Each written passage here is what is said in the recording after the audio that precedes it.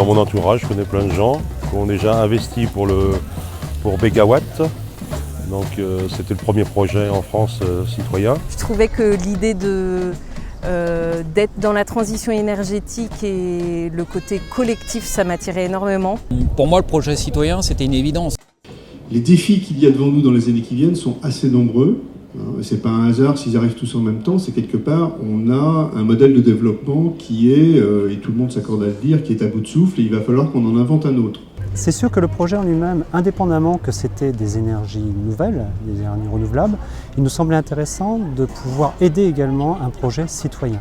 En ce sens qu'il est beaucoup plus facile, effectivement, de mettre en place un projet de parc éolien lorsque l'investissement citoyen est également présent. Alors le parc de Sévérac-Guinrouet, c'est 4 éoliennes de 2 MW. Ça produit à peu près la consommation électrique pour le canton sur lequel il est implanté, de l'ordre de 18 000 personnes, donc qui peuvent bénéficier de cette forme d'énergie hors chauffage électrique. C'est une relation de confiance qui se crée entre la collectivité, le département et l'association, puisque l'accompagnement financier s'est traduit par 600 000 €, en faisant confiance à l'association, en disant voilà, on vous aide pour l'étude, on vous fait confiance, et en espérant que ça aboutisse. Créer ce type de structure, c'est quelque chose qui est aujourd'hui extrêmement bien vu. On a des rapports avec des élus qui nous prennent au sérieux, qui savent qu'on ira au bout, qu'on ne fera pas n'importe quoi. Et ça, c'est vrai que c'est quand même quelque chose d'intéressant et d'important. On essaime partout en France.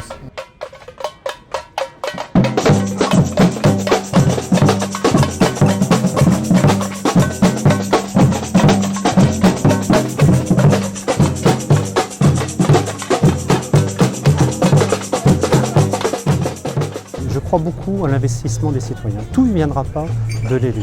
Je ne fais pas à la place d'eux. Mais si d'une certaine manière je peux aider à la réalisation de cette dynamique, je le ferai. Et j'inscris complètement mon rôle de maire dans cette démarche et cette dynamique. C'est très important qu'il y ait une véritable confiance entre les élus locaux et les citoyens qui portent le projet. On va travailler, j'espère, en bonne collaboration et en osmose. Je pense que c'est comme ça qu'on réussira pour ce genre de projet, mais peut-être pour d'autres aussi. C'est peut-être la nouvelle démocratie, je ne sais pas. J'ai créé un club, mon propre club, entre amis, de la famille, plus des amis autour. On est 16 dans notre club. Il faut savoir qu'un club, c'est minimum 5 personnes, maximum 20 personnes. C'est moi le gérant et j'ai un bon ami qui est trésorier, avec qui j'ai fait beaucoup de choses avant, dans d'autres associations. Et puis on a tous l'esprit citoyen, quoi. Et puis on veut de l'énergie propre. J'ai investi dans ce projet via un club d'investissement qui s'est créé qui s'appelle Courandel, qui est implanté en fait sur le secteur de Savenay-Cambon. J'ai été bénévole à l'inauguration du parc de Bégane. J'ai vu des étoiles dans les yeux de tous ceux qui avaient investi dedans. Et du coup, j'ai été très vite au courant de comment il fallait faire pour investir dans un club.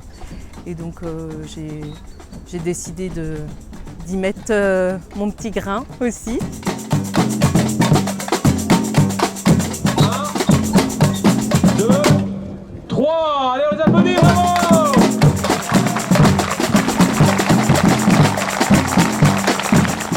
Nous sommes une commune de 1650 habitants avec 19 conseillers. Certes, les avis sont partagés au niveau d'un conseil.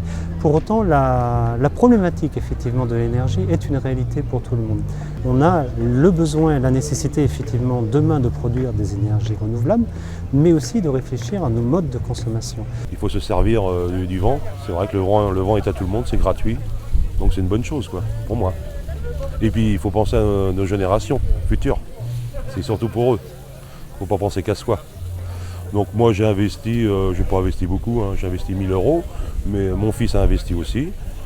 Mais c'est pas pour se faire de l'argent. La réappropriation de la production d'énergie de manière décentralisée au plus proche du besoin, c'est quand même quelque chose qui intéresse les élus.